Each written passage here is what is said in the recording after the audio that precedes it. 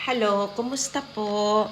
Nandito na naman ako sa pagbibigay ng magandang balita at saka ano sa inyo na pwede niyong magagawa kung halimbawa may problema kayo. Ito ang tip ko halimbawa na yung nasaktan ka as in sobra-sobra sa ginawa sa'yo. Kung gusto mong babalik sa kanya, kung ano yung nagawa niya sa iyo, madali lang po yun. Pero, sundin lang po ninyo gagawin ng tama at positive lang ang gagawin ninyo. Ngayon, bigyan ko po kayo ng tip kung papaano nyo gagawin. Example, kukuha kayo ng picture niya. Kung wala kang nahawakan picture niya, kung nasa cellphone niya, sa Facebook niya, kung saan magpa-develop lang kayo sa mga malapit na Photoshop. Kahit na mga ID size, yung maliit lang ganyan, ID size lang. And then, kuhanin nyo yun, tapos kung mayroon kayong palayok, or kung wala kang palayok, yung makaserola, ganun, magpakulo ka ng tubig. Yung as in, kulong-kulo na tubig.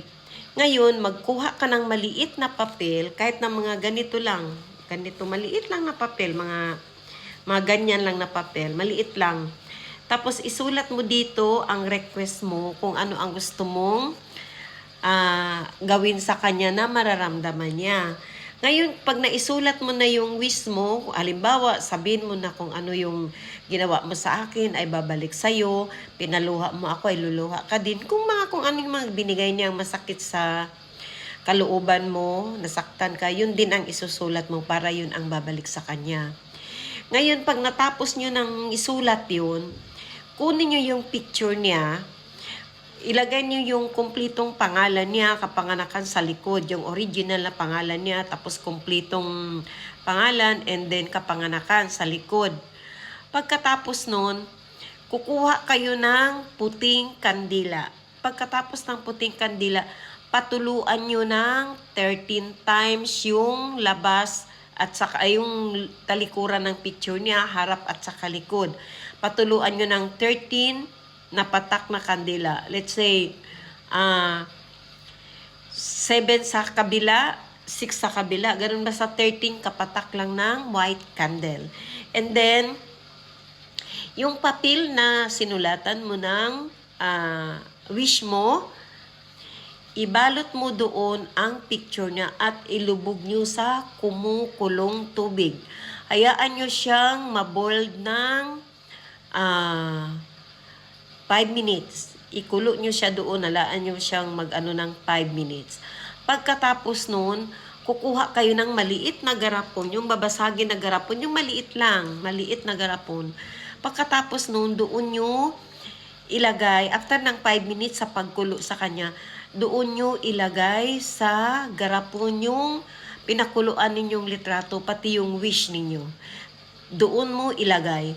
And then, pagkatapos nung takipan mo siya, pagkatapos mo ng takip, ay ilibing mo. Ilibing mo ng 3 araw. Pagkatapos mo paglibing ng 3 araw, ay hukayin mo siya. Pagkatapos mong hukay, i-flash mo siya sa inidoro or itapon mo doon sa dagat or kanal or kung saan. Buksan mo lang yung kahit hindi mo buksan, okay lang, itapon mo yung lahat. Kung doon mo sa open field, itapon. Pero pag sa CR, buksan mo.